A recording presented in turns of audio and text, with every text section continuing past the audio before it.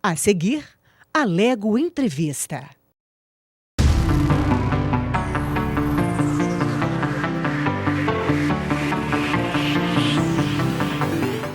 Olá para você, seja muito bem-vindo. Esse é o Alego Entrevista. Nessa edição estamos recebendo o professor doutor Benedito Neto.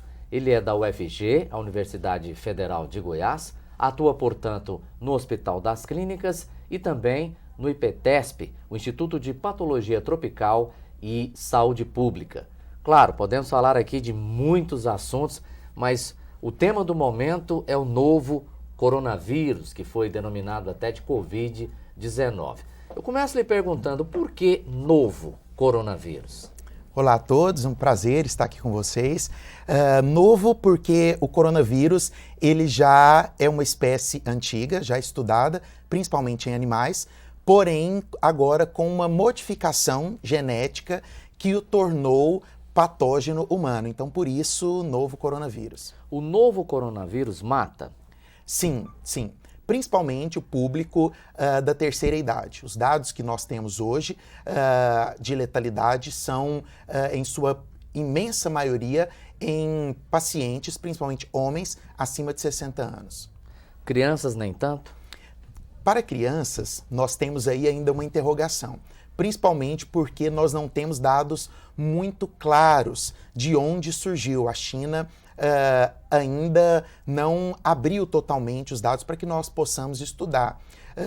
Isso é algo que merece ser salientado, porque nós já passamos por uma crise aqui com o Zika vírus e aquilo que mais evidenciou e auxiliou na pesquisa mundial foi a abertura que o Brasil ofereceu com os dados. E hoje nós não temos ainda uma noção muito grande de todos esses dados. Porém, o que nós sabemos é que em crianças as taxas ainda são muito baixas. Doutor, há muito pânico, né? Muito temor, medo, por assim dizer, influência de tudo isso nas questões comerciais, nas relações comerciais, no trânsito de pessoas de um continente para outro, na questão das moedas estrangeiras, dólar batendo recorde lá em cima, bolsas caindo. Como é que o senhor analisa tudo isso? Isso tudo tem razão de ser? Então, o primeiro ponto é que toda epidemia deve ser levada em consideração e todo cuidado é necessário. Então, o que nós temos visto, principalmente aqui no Brasil, as medidas que estão sendo tomadas são medidas pontuais e importantes, assim como ao redor do mundo. Entretanto, eu acho que o período que nós vivemos de acesso à informação, na verdade não seria informação, né? Nós temos, às vezes, muito conteúdo e pouca informação, ou vice-versa, não sei. Pode falar, muita fofoca, né? Isso, exatamente, que é mais caracterizado pelo fake news de hoje. Isso. E eu acho que todas essas informações geraram rumores que vão além do necessário. O cuidado é importante? Nós temos um índice de letalidade de 2%, ou seja, nós temos muitas mortes na China, já temos mortes em outros locais, como na Itália. Entretanto, no Brasil nós temos apenas 2 casos que estão sendo muito bem cuidados e não temos caso de letalidade ainda. Entretanto, nós temos diversas teorias, né? Teorias da conspiração, de que a China está trabalhando no controle de natalidade com isso, devido à grande população.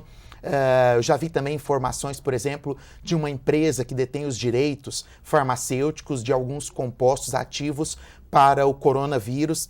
E realmente isso existe, só que esta empresa ela já trabalha com o corona, né, as outras espécies de corona há um bom tempo. Então é por isso que eles têm essa prioridade, né, essa patente, não relacionada ao corona atual. Interesses comerciais de outros países, já que a China tem um mercado altamente crescente, economicamente falando. Exatamente, nós poderíamos colocar tudo isso no pacote, né, e caracterizar o que nós estamos vendo hoje, essa preocupação extremamente, para que você possa ter uma ideia, nós já tivemos um surto de SARS, né, que é a síndrome respiratória infecciosa, em 2003 e outra em 2014. Se formos perguntar, por exemplo, para o telespectador de casa, ele nem lembra desses surtos. Nem sabe. E foram surtos que tinham um índice de letalidade maior do que o coronavírus atual. H1N1, que tivemos também um surto 10 anos atrás, Goiânia especialmente. Me parece que a letalidade também foi maior. Sim, também. Todas as doenças virais, né, do campo, como é o campo do coronavírus, elas acabam tendo uma possibilidade de dispersão muito maior. O vírus ele tem essa capacidade, essa alta capacidade de propagar novos vírions e a dispersão acaba sendo muito rápida devido à forma com a qual ele se propaga, que são através das gotículas respiratórias. Então, um ambiente fechado é propício, a própria contaminação no comprimento, tendo em vista que a pessoa contaminada tenha tido contato, né, ou com a boca ou com as vias respiratórias. Então, o H1N1 também está dentro desse mesmo aspecto. E já foi muito sério, ainda continua sendo sério, nós precisamos ainda tomar muito cuidado, assim como nós estamos tomando com o corona. Professor, vamos fazer uma análise da questão dos sintomas. Isso eu pergunto para todos os médicos, né? Então não vou deixar passar essa oportunidade. Esses sintomas, por exemplo, febre, dor de cabeça, uma coriza, né? E isso vale não só para o novo coronavírus, mas vale para várias doenças. O próprio SARS, H1N1, às vezes a dengue, chikungunya, zika vírus. Como é que faz? Como é que o profissional identifica o que é o novo coronavírus e o que não é? O que é uma gripe? O que é um resfriado? E de que forma também o paciente pode ter uma noção disso? Existem alguns protocolos que já estão estabelecidos pelo Ministério da Saúde. E nós poderíamos levantar assim, vários aspectos, né? O aspecto de incubação do vírus, que é importante ressaltar isso, mas de forma pontual, a sua pergunta, os sintomas eles são muito semelhantes, né, às outras infecções virais que nós temos. E aí dentro do protocolo hoje do Ministério da Saúde, o que se prioriza? A vida pregressa do indivíduo. Então, apresentou sintomas como inflamação na garganta, tosse, coriza, tem que ser investigado o contato desse paciente com alguém que já esteve nos centros epidemiológicos ou a própria presença desse paciente, que é o que aconteceu nos 2 casos já identificados aqui no Brasil. Porque nós não temos nenhuma característica, nós não temos ainda a patogenicidade toda delimitada do coronavírus, até porque é tudo muito novo até então. Por isso, dessa forma, os protocolos básicos estão sendo essa presença desses principais sintomas. Em alguns casos tem a presença da diarreia, outros não, e a presença dessa pessoa em outras localidades que sejam centros endêmicos. Agora é importante lembrar que o período de incubação do coronavírus ele já está estabelecido de 1 a 14 dias. E a transmissão ela pode ocorrer por indivíduos assintomáticos. E aí nós podemos levantar uma preocupação. Só explicando isso aí, quem não tem sintoma nenhum, mesmo assim pode transmitir a doença. Exatamente, é isso? Exatamente. A pessoa ela ainda não apresentou ali a tosse, a inflamação na garganta, mas ela já é um potencial transmissor do vírus. Ela não tem o vírus? Na verdade, ela tem, mas o vírus ele está no período que nós chamamos de incubação. Tá. Ele está se multiplicando e até então não manifestou todos os sintomas da patologia. Doutor Benedito Neto, aquilo que se diz de que esse vírus se propaga em temperaturas mais baixas. E aí todo mundo lembra, Brasil é país tropical, estamos no verão, das nossas temperaturas mais altas, muito embora o clima nosso também está um pouco diferente, né? Em pleno verão estamos tendo temperaturas aí de até de 21 graus, né? O que era quase impossível alguns anos atrás. Mas existe isso mesmo ou é folclore, é fake news? Esse novo coronavírus, ele depende de uma baixa temperatura ou nem tanto? Também, né, não é generalizando, mas encaixando o coronavírus no grupo microbiológico ao qual ele pertence, que são os vírus. Toda infecção viral ela tem esse potencial de maior transmissão em períodos de inverno. Todos os vírus, principalmente porque nesses períodos nós temos uma maior aglomeração de pessoas, o ambiente geralmente fica mais fechado, então são fatores que propiciam a multiplicação desse vírus que possa estar ali nos aerosóis que são emitidos através do espirro, por exemplo. Já no período de verão, devido à alta temperatura, nós temos uma propagação, uma propensão menor dessa propagação viral. Então, os raios solares, a alta temperatura, ela pode exercer efeito ali na multiplicação viral. Especificamente quanto ao coronavírus, o que os estudos já mostram, ele recebe esse nome de corona, porque ao microscópio eletrônico nós visualizamos uma espécie de coroa em volta da estrutura viral. E essa estrutura dessa coroa, ela é uma estrutura lipídica já conhecida. Então, uma probabilidade é que em ambientes com a temperatura mais elevada, como o nosso ambiente tropical, a probabilidade desse desse vírus sobreviver, porque fungo é uma área também nossa, a probabilidade desse vírus sobreviver, ela se torna menor. Entretanto, são conjecturas que nós estamos fazendo, porque nós ainda não podemos afirmar com toda certeza. Né? Então, há uma probabilidade que esse vírus, no processo de dispersão, seja menor aqui no nosso período de verão? Sim. Entretanto, nós podemos lembrar o último surto de influenza, que foi no mês de agosto. Isso. Que foge totalmente à premissa que nós acabamos de dizer. Então, nós ainda precisamos esperar um pouco mais.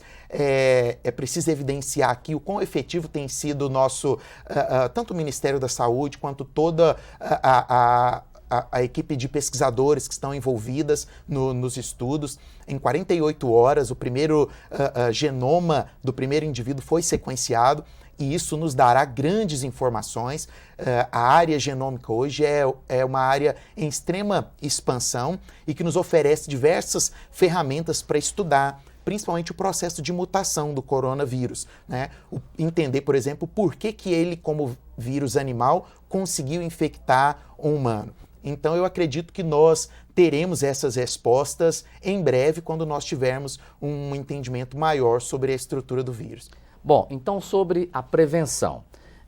Logo se começou a epidemia, muita gente correu às farmácias, foram comprar as máscaras, né, para se usar. Tem farmácia aí que nem tem a máscara mais para se vender, tem fábricas que já não tem mais para fazer a distribuição.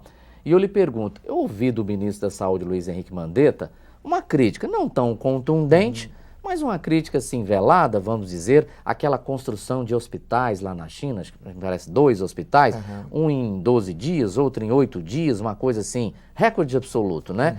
E ele falou que melhor do que aquilo são as pessoas lavarem as mãos. E outro dia também eu ouvi um infectologista dizendo o seguinte, que o brasileiro adora tomar banho, toma muito banho, mas infelizmente não lava as mãos. E esse gesto simples realmente previne? Sim, sim.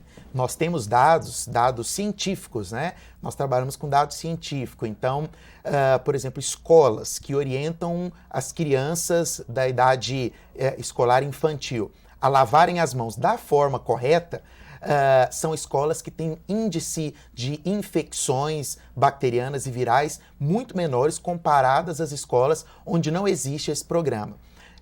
Nós temos um protocolo de lavagem das mãos. Não se lava apenas a palma das mãos. Não é só ir lá molhar as mãos também não, né? Exatamente. Nós precisamos de pelo menos 30 segundos para lavar a mão. Meio minuto? Exatamente, da forma correta.